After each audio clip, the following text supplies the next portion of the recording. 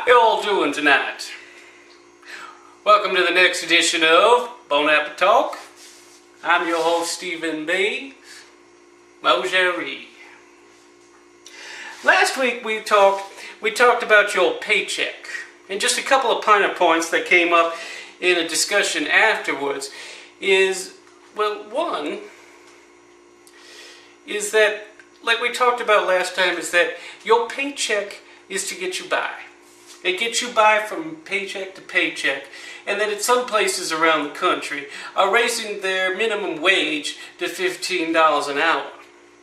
Now, the points I want to make, just to clarify, is one, again, it's the minimum. It's just a minimum thing.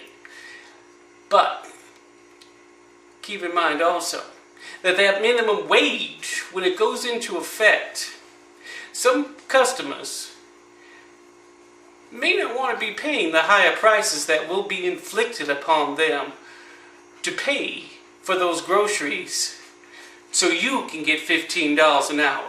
Point being is, let's say you're paying $2 a gallon of milk right now. That $2 a gallon may go up to $4, $5, or $6 an hour a gallon to pay for you. Other things around it: milk, butter, toothpaste, toothbrush, oil, gas, whatever around you, because something has to compensate for you getting $15 an hour. One other thing that may happen is that you're working for a company. Boss is looking at the bottom line. How much money am I making? And could I save money by taking away 1, 2, 3, or a number of positions, just so you can get that enormous pay raise? Case in point, if you're working at let's say some burger joint or a fast food joint, they may eliminate several positions and have just a basic skeletonized crew there. So not only would you be working for the cashier, you'd also be the cook, the drive-through, the cleanup crew, any kind of maintenance that was going on. Yeah, you'll be earning the paycheck, but you'll be doing a lot more, and it just wouldn't be worth it. Now the point to that is, and this has already been seen at other fast food joints, banks, and especially nowadays at grocery stores, you have an automatic checkout. You go into a fast food joint, you've got a kiosk there. You push in the buttons on what food you want, put your cash in. Someone in the back gets a register of what you just recorded. They make your food and bring it out to you, eliminate the cashier position altogether, so you might be out of luck. And that brings us to tonight's topic: your job. Are you happy with the job you're at?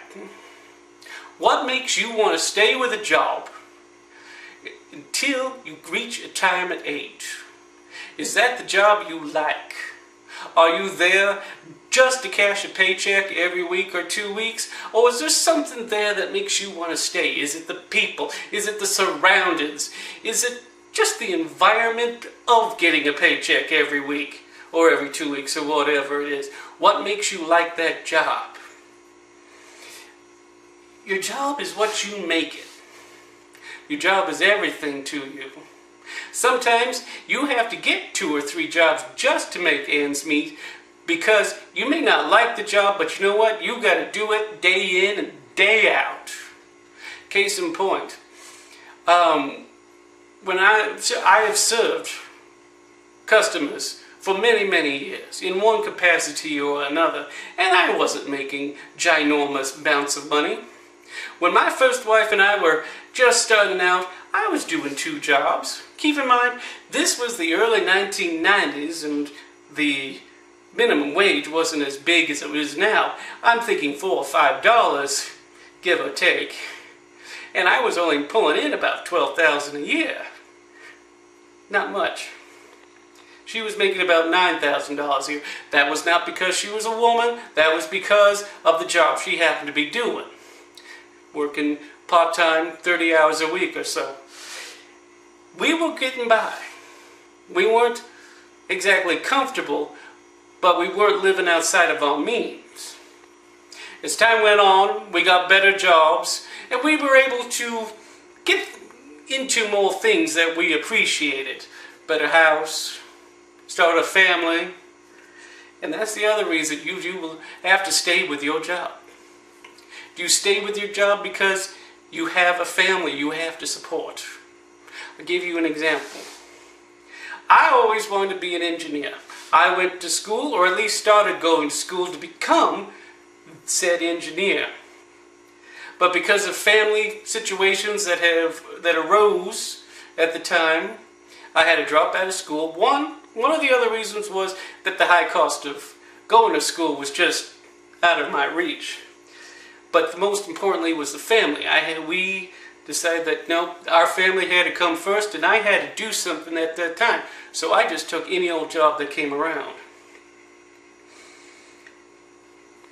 But as we grew, we got better, and things started turning around, and we got a good rate that we were doing. But the thing is, in whatever your job is, it's your attitude.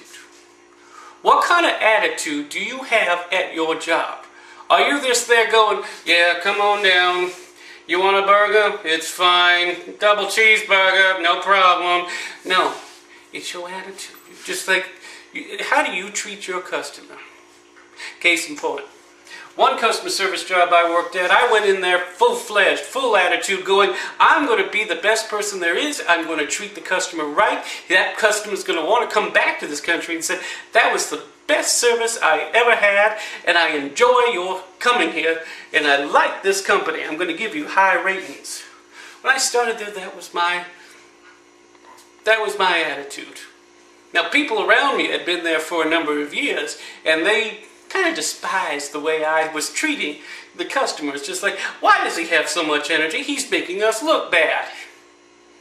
I'll tell you why. They had that attitude. It is statistically known that if you're at the company from 1 to 3 years, your attitude and energy is skyrocketing. You're up there, you want to give it everything you got. Problem is, around year 4 through year 11, your attitude and your energy go from here down to here. You take a nosedive down, because just like, you know what? Things change, people just don't care. Positive side is around year 12, things start picking back up again, and you're in a good mood. I did things for a long time. This job I'm talking about, same thing happened to me about year 4. It's just like, I can't do this anymore. I can't deal with these people anymore. They're there, they're annoying me, I don't want to be around them. I stuck it out for 5 full years. Ironically, or incidentally, I left just before 9/11.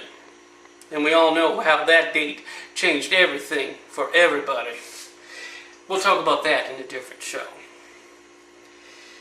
But after I left, it was a little bit hard, but I found a job I really like. And you know what? I've stuck with it for all these years. And you know what? The pay is good too.